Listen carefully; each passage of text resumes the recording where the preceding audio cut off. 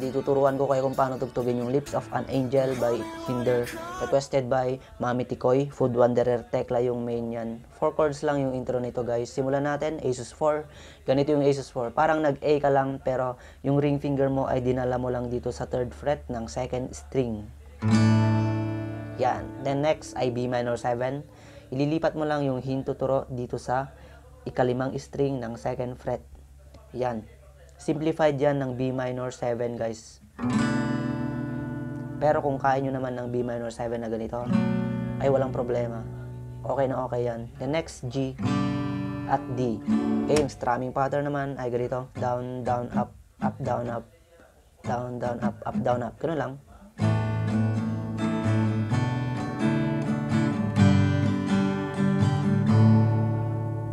Yan. Isang round lang naman yon sa kanyang intro.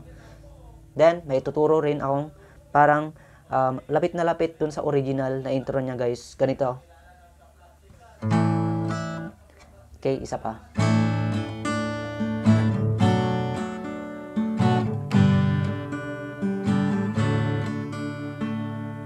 Okay, yung ginawa ko lang naman dun guys ay, sige mag Asus 4 ka, then strumin mo ng 2 beses na pababa. Then, kakalabitin mo lang yung 2nd at 3rd na string magkasunod. Okay, ganito. Ganon din yung gagawin nyo sa B minor 7, G at D.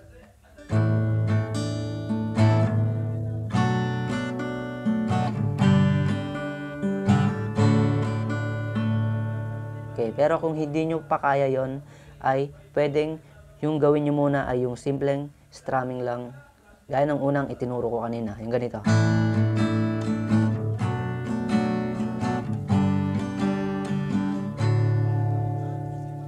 Okay, the next ay verse. Yung strumming pattern ay kagaya ng intro. Honey, why you calling me so late? It's kinda hard to talk right now. Yan. Yung nasa screen guys, di ba dalawa yung G, yung sa dulo. Kaya ako nilagay yung G at G ay parang nag-steady lang kasi siya doon sa chord ng G. Okay. Honey, why you calling me so hard to talk right. Okay, G. Okay, then G ulit. Yan. Then, babalik ka sa Asus 4.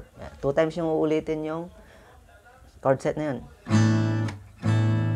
Honey, why you crying? Everything's okay. Gotta whisper cause I can't be too loud. Dito sa last part, sa chord ng G, last part ng verse, ay ganito na yung pag-strum mo. Down, up, down, up, down, up, down, up. Kasi papasok na yun yung refrain. Well, my girl's in the next room. Sometimes I wish she was you. I guess they never move on. Okay, D, Asus 4, B minor 7, at G. Yan, dalawang beses nyo lang siyang inulit. My girl's in the next room. Sometimes I wish she was you.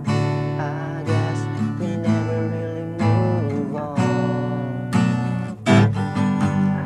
Okay, the next one is chorus. Dali lang ng mga chords niya, di ba? Chorus, ito naman, D, Asus 4. Hindi natin pwedeng gamitin yung simpleng A lang, guys. Kasi ganito yung magiging tunog niya kasi. Mas maganda pag Asus 4 yung gagamitin natin talaga rito sa song na to. Kasi may mga pagkakataon talaga na pwedeng gamitin yung A at Asus 4, di ba? Pero dito sa song na to ay Asus 4 lang talaga yung pwedeng gamitin. Hindi pwedeng A.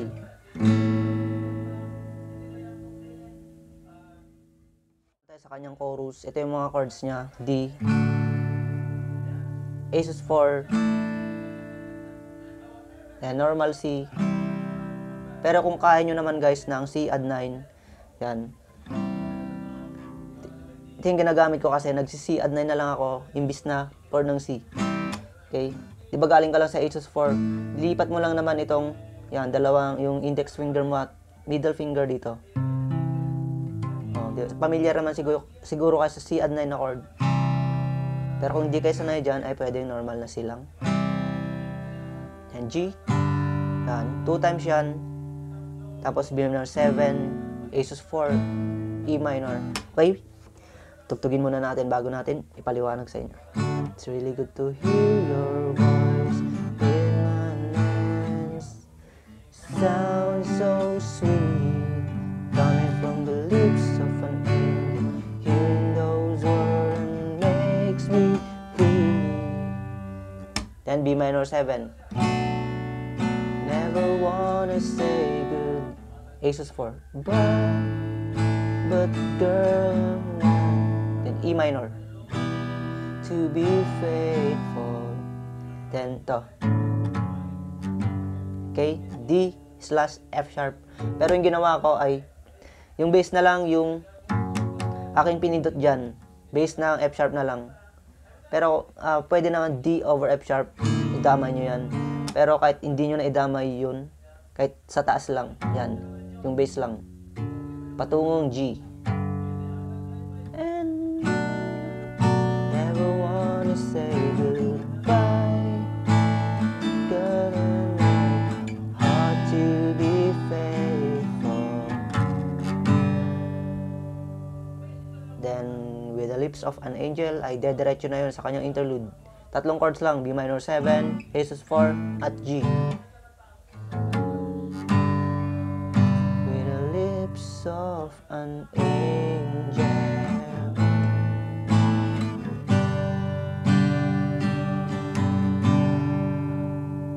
Okay. Diretso yun sa second verse, guys. Yan, ulitin nyo lang yung mga chords niya sa unang verse kanina. Okay, next na doon, guys. Diba? With the lips of an... Mag-i-instrumental siya doon. Ito, power chords tayo. Okay, turon muna natin yung inyong pipindutin. B, flat, C, at D. Okay, dalawang string lang naman yung ating pinindot dyan. Ito, ikalimang string, yan, dito sa unang fret. Tapos yung, ito, ring finger nyo ay 4th string, dito sa 3rd fret. Ganyan yung B flat, power chords. Okay, sa taas nyo lang banda, strumin guys. Doon sa bandang nakapindot. Doon yung banda, i-strum. Ganyan yung power chord. Okay, then, next chord ay C. Yan, lilipat mo lang dyan sa 3rd fret. Tapos, sa D naman, ay ililipat mo ulit sa 5th fret. Yan, abante lang yan. Yan, 3 times yung inulit yung 3 chords na yan. Tapos, B flat ulit, C, at A. Okay. Yung power chord naman sa A ay dito sa ikalimang fret. Ikalimang fret, yan, 6th string. Tapos, yung 5th string naman dito sa ikapitong fret. Okay? Tugtugin natin sa last part ng chorus. With the lips of an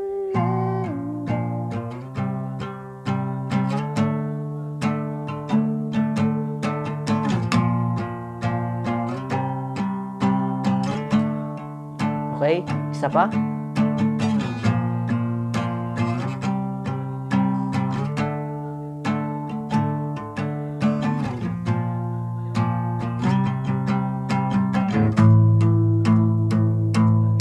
Yan. Then, yung last chorus ay smooth na lang. Tigisang strums. Really good to hear your voice. So sweet. Then, balik sa normal. Coming from the lips of an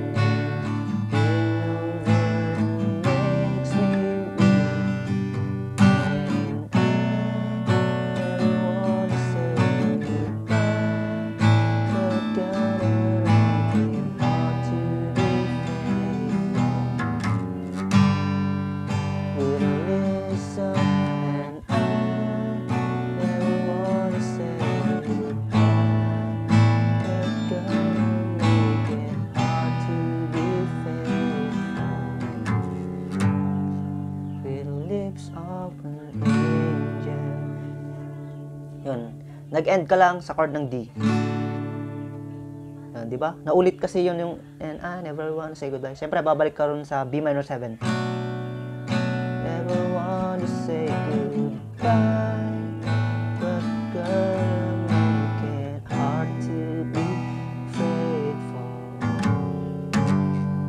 with the lips of an angel. Yun, D yung ending nyo. Okay? Tapos na guys yung tutorial. Sana nakuha nyo. At salamat sa panonood. Bye!